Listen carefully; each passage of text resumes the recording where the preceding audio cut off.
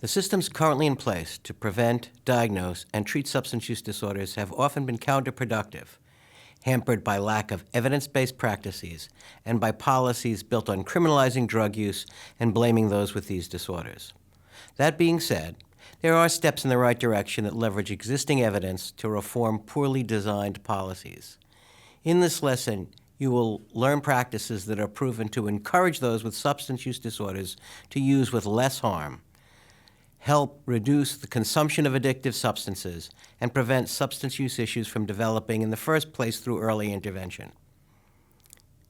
Given the opioid crisis, the first few examples are specific to those with opioid use disorders. One approach to reducing opioid overdose mortality has been to make naloxone, an opioid antagonist that reverses overdose, available in community settings, targeting those using opiates illicitly and family members of those prescribed opioids. Innovative methods such as standing orders allowing community pharmacists to offer naloxone over the counter, trainings at churches and other community settings, or co-prescribing opioid medications and naloxone have allowed broader community access. Our own research demonstrates that individuals who use drugs and are trained to administer naloxone are as capable as emergency medical technicians and emergency room staff in knowing when and how to employ this life-saving medication. Studies in Chicago, North Carolina, San Francisco, Massachusetts, and Scotland all found evidence that overdose rates can be reduced when naloxone is made available in communities at risk of overdose. Such strategies, called harm reduction, keep people healthier and alive long enough to receive treatment. There is finally growing acceptance, a half a century after the evidence was in, that opioid agonist medications, methadone and buprenorphine in its oral or injectable forms, are effective in treating opioid use disorder. They reduce the consumption of illicitly acquired opioids and help control the compulsion to seek them out. Summarizing data from numerous clinical trials, meta-analyses make clear the effectiveness of methadone and buprenorphine. Methadone, for example, reduces illicit opioid consumption by 68%, reduces overdose deaths by 75%, reduces drug-related crime by 61%, reduces injection and risk-taking associated with infectious disease transmission by 78%, and reduces HIV transmission by 73%. It improves retention and treatment for patients with HIV, hepatitis C virus, and invasive bacterial and fungal infections. If the purpose of any medication is to improve health and quality of life, there is no denying the benefits of agonist medications to treat opioid use disorder. So the question becomes, how do we overcome the stigma, increase the acceptance of medications, and scale up their accessibility, especially in communities hard hit by the opioid crisis? Progressively operated methadone programs have reduced the time from seeking treatment to starting treatment to 90 minutes, eliminating waiting lists that deter initiation. Many of these same programs have expanded counseling options to include training in life and employment skills and even legal help. Programs have changed their policies so that patients are no longer kicked out of programs for missed appointments or evidence of drug use. Let's keep in mind that no other chronic disease treatment denies care for treatment noncompliance or for ongoing signs and symptoms of the very disease that is being treated. Another delivery improvement would be to make take-home doses of methadone easier to obtain. For a more fundamental improvement, more facilities should be authorized to dispense methadone, such as community or hospital-based medical settings or via mobile services. Mobile methadone has a record of success overseas in providing low-threshold, easily accessible treatment. In the U.S., early efforts with mobile delivery seem promising, but the DEA has not approved a new mobile service since 2007. This barrier could be easily remedied with federal executive or legislative action. The expansion of buprenorphine also requires regulatory changes. It is odd that more training and limitations are mandated to prescribe this DEA Schedule III drug for addiction treatment than it is to prescribe more dangerous Schedule II drugs such as oxycodone or fentanyl. The Data 2000X waiver system that contains these mandates needs to be reformed. I am optimistic that efforts underway to do this will, if successful, expand buprenorphine availability and improve treatment outcomes. Another area with an urgent need for expanded agonist medication treatments is in correctional settings. There is a growing movement to accomplish this goal. Jails and prisons in several states and municipalities offer treatment, and their successes have begun to break down resistance at many state and county jurisdictions. We can expect to see expansion here. Of course, it might make more sense to keep people with substance use disorders out of jails and prisons in the first place. Incarceration comes at a high cost to individuals, families, and society. It disenfranchises the individual as they are denied employment opportunities, civil liberties, and voting rights. It disrupts the families and complicates parenting.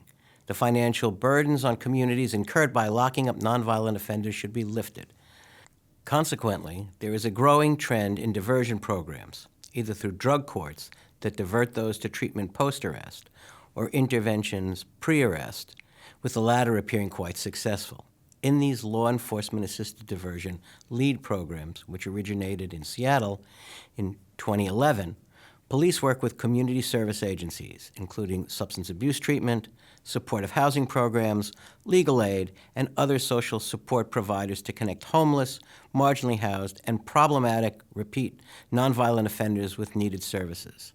This kind of community collaboration has been shown to improve outcomes for individuals living with opioid, stimulant, and alcohol use disorders, reduce neighborhood blight, and ease the burden on police. LEAD programs are spreading across the country with the increasing recognition that opioid use disorder is part of a constellation of problems that requires integrated systems to meet people's needs. LEAD programs are also, in many ways, a test run of local drug decriminalization. There's a growing consensus in public health and social policy circles that the international war on drugs has been an unmitigated disaster. It has not deterred the spread of drugs. Rather, with ongoing criminalization, the number of countries in which drug use has expanded is increasing. Some countries and some states in the U.S. are going the route of decriminalization or even outright legalization with regulation. One international successful example of this is the Netherlands, which decriminalized cannabis beginning in 1976. More than 40 years later, it can be concluded that the Dutch have experienced decreased per capita cannabis consumption and even greater decreases in the consumption of other drugs. Portugal decriminalized drug use, possession, and acquisition for personal use in 2001, and that alleviated its HIV epidemic among drug injectors and reduced community blight and property crimes. In the U.S., as of the fall of 2019, cannabis products are now fully legal in 11 states and the District of Columbia, and available for retail sale in 8, soon to be all 11. The psychedelic psilocybin is now legal in Denver, Colorado. Decriminalization can keep people out of jail, reduce overall rates of drug consumption, and even pave the way for novel research to investigate how previously illicit drugs may have therapeutic effects. Of course, in the long run, it will make sense to prevent the development of substance use disorders. We don't know all the factors that predispose people to developing these disorders, but in many cases, this development is secondary to untreated mental health problems or the lingering effects of abuse experienced in childhood. And the impact of these problems can be mitigated before the onset of a serious use disorder. Several school-based programs show promise here. Preventure is a school-based program for students entering their teen years. In this program, teachers are trained and personality tests are given to students to identify those with a combination of sensation-seeking, impulsiveness, anxiety sensitivity, and hopelessness, 4 features that predict heightened risk for developing a use disorder. Students are invited to sign up for a limited enrollment elective covering sex and drug education. But the trick is that the school already knows who they will enroll in the class based on the survey. This allows these students to be reached without becoming stigmatized for being labeled at high risk. In fact, they are envied because they get the class that nearly every student has signed up for. Preventure has reported in at least a dozen peer-reviewed publications covering programs operated in Britain, Australia, the Netherlands, and Canada, has been shown to reduce binge drinking, frequent drug use, and alcohol-related problems. It cut drinking in schools that ran the program by 29% compared to matched schools that did not. Reductions were seen even among students who didn't attend workshops. Among the high-risk kids who did attend, binge drinking fell by 43%. Studies in 2009 and 2013 also showed that prevention reduced symptoms of depression, panic attacks, and impulsive behavior. An intervention for younger children has shown some promise in more limited studies. While scare-based programs like DARE have never been proven effective, the Good Behavior Game is a set of classroom activities for first and second graders and is evidence-based.